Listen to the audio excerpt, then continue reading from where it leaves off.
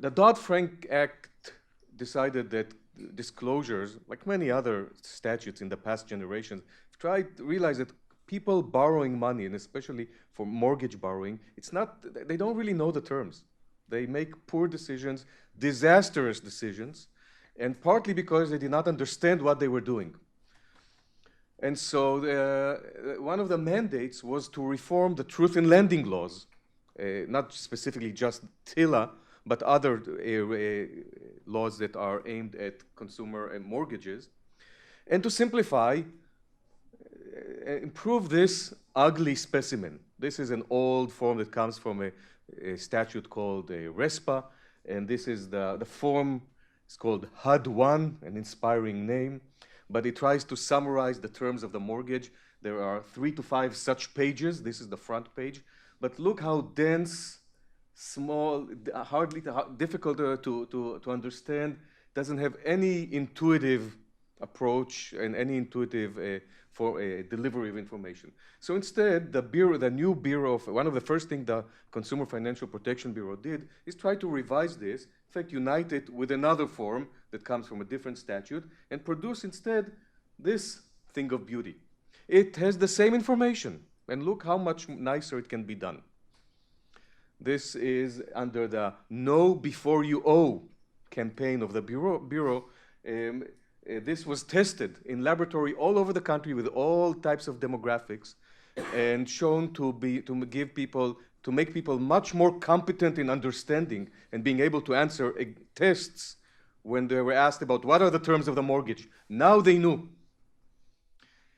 But the problem is, and this maybe summarizes the point of the book, is that this is not going to work, and the reason it's not going to work is this. Here are 51 different disclosures that are given along with that improved form to people who close on a mortgage.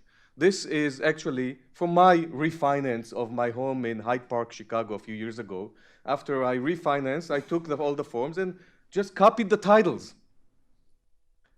So this is a very low risk, 30-year plain vanilla loan. This is not the really high risks for people who take grave risk. They probably have far more than 51 forms. I had to sign more than 70 signatures on well over 100 pages.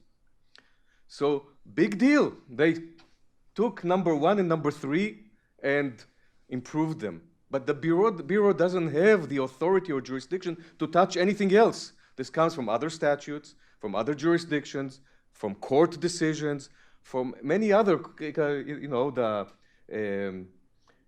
hazard insurance authorization requirements. Comes from probably some obscure law that somebody sometimes sued for some not understanding, and lawmakers decided to add a particular disclosure, or and so on and so forth. I can explain. I actually try to study each and every one. Where do they come from?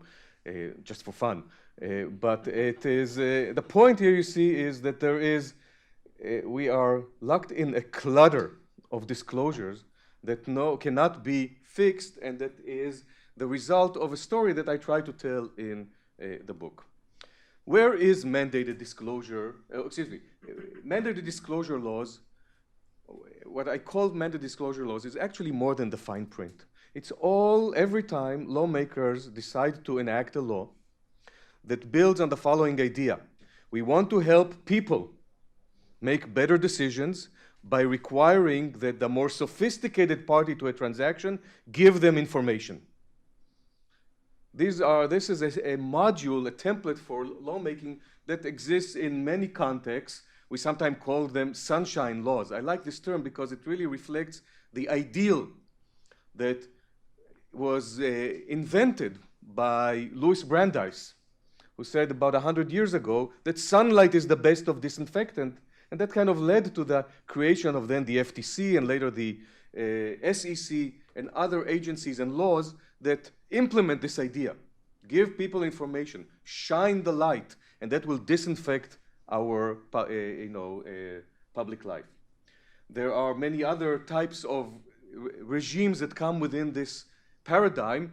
An important one that the book looks at is the rule of informed consent in health treatments. It has nothing to do with consumer decisions, nothing to do with what we call fine print or contract law. This is a tort doctrine that doctors, hospitals, clinics must give you information about the risks and the effects of the treatment, or else, if you don't consent to the treatment with the having given the information, the treatment could be a tort. It's a battery touching you without your consent. Consent has to be informed. For it to be informed, you have to get information. And the information, if you remember the recent visit to get a flu shot or to any other medical treatment, looks very much like fine print. Long pages and pages of information about everything. And I'll give other examples, but there are many more examples. We can see this in every area of life and law. Of course, investor protection, securities regulation is primarily about disclosure. Consumer contracts are this, firms can write anything in the contract subject to few limits about things cannot be too atrocious, but they have to disclose it. Hence the I accept click that we all get. They deliver to us the firm, they have disclosed it. I mentioned medical relationships. Privacy protection in America is largely about disclosure. Post the notice about your privacy practice, and you can collect any information you want other than from kids and sick people. Food regulation, if there is we think, or maybe there is a food epidemic or obesity epidemic in the US, and the way to help people is give them better information about nutrition to make better decisions, and so on and so forth. There are numerous other examples. I rode a taxi in New York City the other day, and I saw the taxi passengers' Bill of Rights. Well, it turns out that bills of rights are a very common form of disclosure. We want to help people to how to make better decisions. And so we put them like 1 to 10 list of your rights as campground tenant or union member or some the bills of rights. People are given this concise disclosure. It's kind of nice to think how the locution Bill of Rights descended from its place in the US Constitution to car repair and campgrounds. You can think of maybe the Magna Carta. I think about trying in the book about the Magna Carta of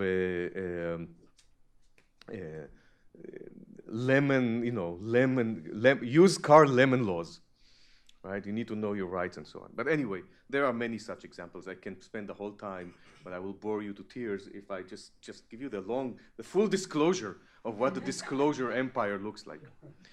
Why is it so ubiquitous? Because it addresses a real problem.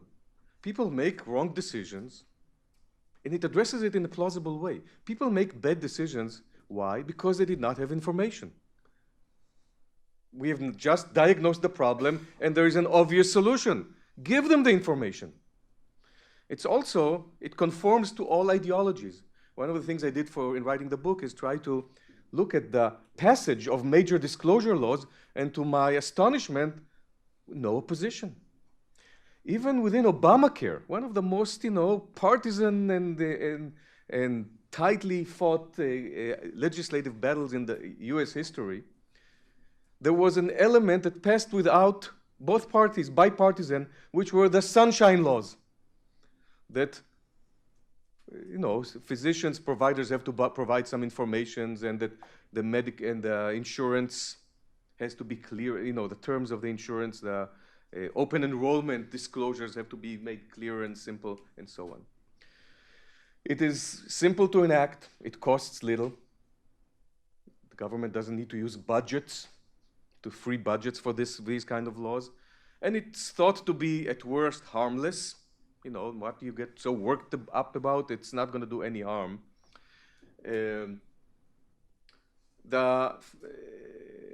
But it doesn't work, and this is the main claim. And the book looks at social science evidence and other forms of evidence from in every possible area. We spent a lot of time reading hundreds, if not more, studies. It fails to, oftentimes it fails to deliver the information. People are not more informed.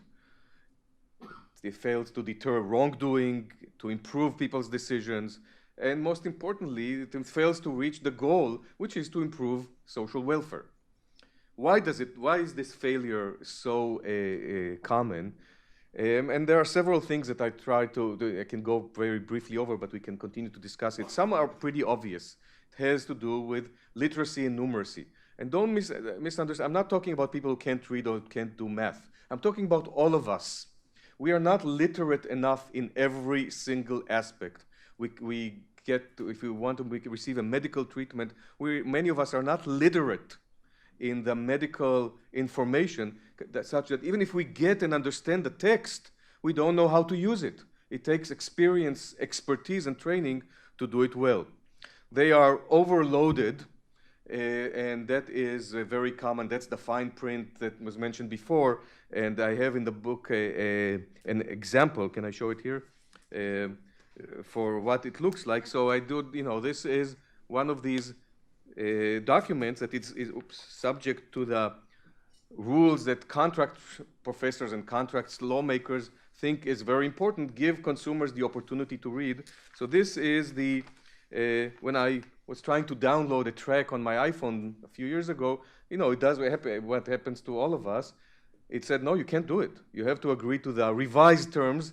And you scroll down to the page on your little app. It was then an iPhone 3 or something like this, not a lot of room. So it said page 1 of 56. And can go to next page, or to just agree, or to email it to myself, which I did, and then printed it out. And this is what it is. Do you want to help me show it? People, I need a crane to lift and open it. But this is the... we won't have room for wall to wall. This is the iTunes terms and conditions, and then 2010. 8-point font, mind you. Over 10,000 words. So in the book I have a picture of this hanging from the roof of the law school library. You can just leave it down there, let it lie here, so that we can not forget its beauty.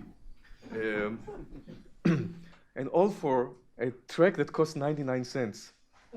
What would it look like for the really important decisions?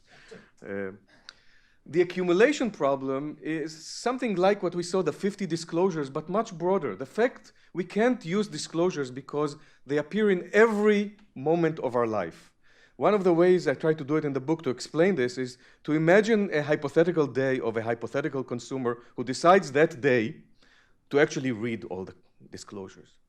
All of a sudden, kind of remove the filters that we all rationally developed to live a normal life. Well, that consumer did not live a normal life. It just spent all day reading things, disclaimers and the like, and it was a caricature of a day that lawmakers, consumer protection lawmakers, have prescribed for that consumer. There's just so much, and lawmakers keep producing them, that it is impossible to seriously use them in any meaningful way. There are other aspects here, and I don't want to spend too much time there disclosing exactly the book, but I want to say something about behavioral biases. A big deal in today's kind of advanced smart regulation and smart disclosure is to understand people's behavioral bias so as to reverse engineer against them, to make disclosures that take into account how people choose poorly, and kind of be prepared for that so that we can make them choose better given that this anticipation, not just disclosures, a lot of this behaviorally informed regulation. I find this to be disclosure to be a very poor example for a way to use behaviorally informed regulation. If it teaches us one thing, if social psychology and behavioral economics teaches us one thing, it is that people are not good at making complex decisions. There is a whole potpourri of biases that are afflicted and that afflict decisions, and people keep getting discovered. And so to use the one regulatory technique that relies solely on people to make the decisions, given what we know about them, just doesn't make sense. Behavioral economics is not the solution. It's the problem. Okay. And there is a great example, if I have time, I'll talk about it, what happened with the disclosure of conflicts of interest. So in sum, the problem has to do, the failure is due to a problem that cannot be solved, and that is the complexity, not of the disclosures, but of the problems, of the decisions. This is a good thing that they are complex, and they are complex because we have a lot of choices. This is modernity. But because there are so many choices, and because there are so many balls in the air every time we have to make a decision, it is impossible for people to make them well, and disclosures that try to do this will become complex like the decisions themselves. Can mandated disclosure be fixed? Well, the answer by today's sophisticated disclosure rights is yes. And the deus ex machina is simplification. Simplify it. Well, it fails because of complexity. Let's simplify it. Here's an example from an FTC report on privacy. We know that people want privacy. They say it in surveys, but they behave as if they don't. So we have to help them figure out what's going to happen when their information is being collected. So the FTC wants more transparency to make things more easily accessible. Better use best practices in simplifying and providing short version, pared down version of the information. But I don't know how you can simplify the complex. What do you leave out some things? Well, for some people it's important. How do you simplify the accumulation problem? Which disclosures do you remove so that people, we only allow to show people 2 disclosures a day rather than 200? How do you do that exactly? Our lawmakers are decentralized. There's no disclosure czar. Are short disclosures simpler? Actually, they are not. Sometimes the short disclosure leave things out that people have to figure out, and I can give examples later why they are actually more complicated. And then there's the question whether scores, indexes like 1 star, 2 star, 3 star, 4 star can replace disclosures, and there's great hope today that they can do so. We can discuss it later, but I'm very skeptical about that, and there's no evidence so far to show that scores have worked to improve the things that these laws want to achieve. And also, simplification is just not feasible. We saw that the political dynamics of disclosures is that they always grow, they never shrink. I have another example here, which comes from California, but every state has it. This is when this thing of beauty is a collection of disclosures that people get when they buy a car on credit and install it, or lease a car in California. They call it the bed sheet because it's so long. It has something like 17 different boxes at 22 different typefaces and different fonts. Some have different colors, bold, italics, all caps, more than 100 blanks to fill. And maybe, it's just impossible to read. Now, I've looked at this form. How did it become such monstrous form? It turns out that the first version was in the 1960s, was just 1 page, very simple. And then I tracked its growth over the years. It's very interesting to see how many of these disclosures, how informed consent documents at the hospital grow in the same way. There is evidence, people study this, and show this growth, this ratchet that opens, never shrinks. So in 50 years of consumer protection in California, what we got is from 1 page, we got a bed sheet, thank you very much, with 11 places, or 8 or 11 places to different signatures. It's not helping people, but the point here that I'm making is there is no dynamic to shorten it. Which lawmaker will go on a limb and say, I'm going to eliminate 7 out of the 8 here? No, they're not necessary. What if somebody will die because they didn't get right? You understand where it goes.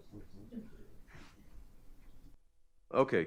To wrap up, I will just say that something about the fact that disclosures are not harmless, and there are many things that disclosures do that are, but I'm particularly concerned about this number 4, the delay of useful activity. A type of disclosure is, we said, informed consent. Informed consent can be given to people that participate in human subject research, medical research. They cannot do medical research unless you can get people to participate. Because of that, some research cannot be done. For example, emergency room research cannot be done and has not been progress, there's no progress in it in the US for decades. Because of that, useful medications arrive in the market sometimes in months, if not years of delay, because it takes time to recruit people to give them the informed consents that they don't read anyway. And I can give you some kind of horrific examples of how many statistical lives are lost because of delay of medicine that is due to an activity that has no upside, and that is the delivery of very long informed consent forms to people who don't read them and largely don't care about them. So, to wrap up, mandated disclosure, I say, is the most common and least successful regulatory technique. It cannot be fixed. It grows and never shrinks and causes unintended harms. So I conclude the book by saying that lawmakers should stop mandating them. Commentators and advocates should stop asking for them unless they can show that this time, with convincing evidence, that this time it really is different. Thank you.